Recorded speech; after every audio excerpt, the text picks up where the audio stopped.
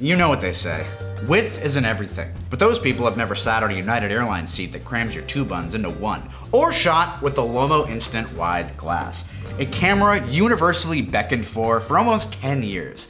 An Instax wide sharp-shooting hunk that breathes life into a format which could use some oxygen. Let's get wide with it. The kind of photography that would become part of the human being. Press a button and have the picture.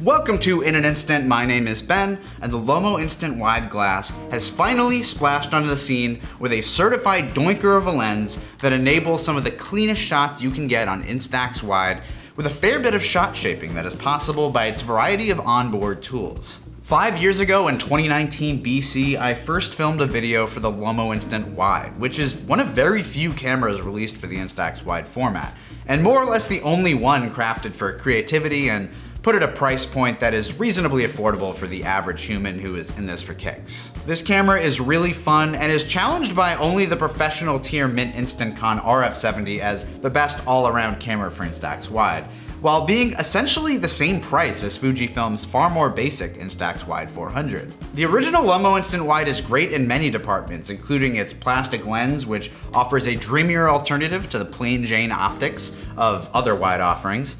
Even though I consider that lens's softer characteristics a benefit, in the 10 years since its release, it has often baffled me that Lomo never offered a glass lens version of the camera, as they do with other models for Instax Square and Mini. At the time of the original camera's development in the 2010s, several prototypes did indeed have a glass lens semi-Frankenstein on there. I got to see one myself and I was just like, okay, that's great. Yeah, does it come in mine?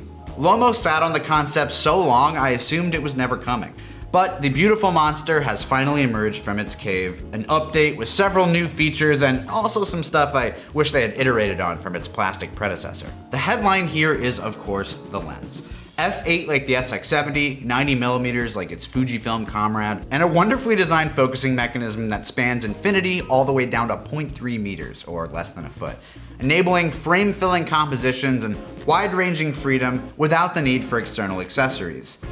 The lens actually has two fixed apertures, f8, which provides pretty shallow depth of field at closer focusing positions, and f22 for deep focus situations, like landscapes. Sadly, one adjustment Lomography did not make to this camera is the Viewfinder, which, like the original camera, sits drastically off-center and introduces a decent degree of difficulty in framing with intention. I'm not saying designing a camera with this bizarre film size is easy, but placing the viewfinder centered with the lens would have made a massive difference in usability and given it a leg up over the Instax Wide 400's similarly frustrating viewfinder parallax angle. Lines within the viewfinder can only do so much to help, and in the end, practice and feel is how you'll create images framed to your liking. Despite that challenge and the fact that you are guesstimating with zone focus, the images out of this thing are definitely impressive, and it's not very hard to capture something beautiful with it. When framing and focusing works as anticipated, you'd be hard-pressed to have a better time shooting Instax Wide. I really do believe this camera is pretty singular in how well it supports the format and what it's offering optically. And the focus zones are pretty easy, honestly. It's not that hard to tell if you are 1 to 2 meters away or further or closer than that, which is kind of all you need to determine. An external strap with distance markers is coming soon to help you measure shorter distances, and that just should have come with the camera. A surefire improvement to this model is the light meter, which surprisingly is very good. The original Wide was hit or miss, and I do feel that they've calibrated this new meter much better. Exposure compensation also plays a heavy hand and can swing exposures pretty drastically.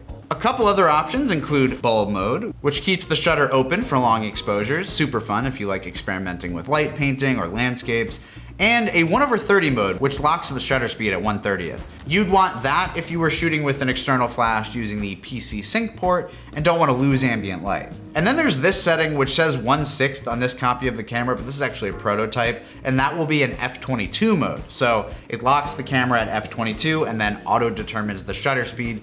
Great for landscapes like I mentioned earlier. In lomographic fashion, you can of course do multiple exposures, which is really fun with the Splitzer attachment, so you can do sort of passport style shots or diptychs, which works well on Instax Wide due to its kind of uncomfortable aspect ratio. Instax Wide can be difficult to compose with since it's either really wide or really tall, and the Splitzer lets you use that to your advantage.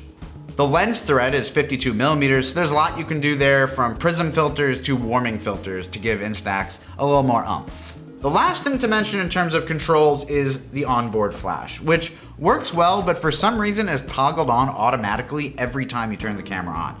For this camera, and for the audience who are likely buying it, I think the natural state of this camera should have been flash off, and I am routinely making the mistake of forgetting to toggle it off between use, and that's kind of annoying. Okay, let's do pros and cons maybe. Glass lens. Although I love the plastic lens on the original Lomo'Instant Wide, a glass alternative was always on the wish list. And Christmas came early, cause Santa's a little freak like that. Shot shaping. I used this term before, but basically I like that there are many ways to create the image of your desires. Various adjustments, including aperture, shutter speed with exposure comp, and quite a large focus throw from the lens. If you're coming to this camera from having only used a first-party Instax wide camera, you will absolutely delight in your ability to get creative. Cons: no accessory mount. With no ability to confirm focus in camera, I really wish they had put a cold shoe mount right here so users could mount an external rangefinder. Better yet, a hot shoe would have been highly agreeable, given this camera is ready out of the box with PC Sync Flash.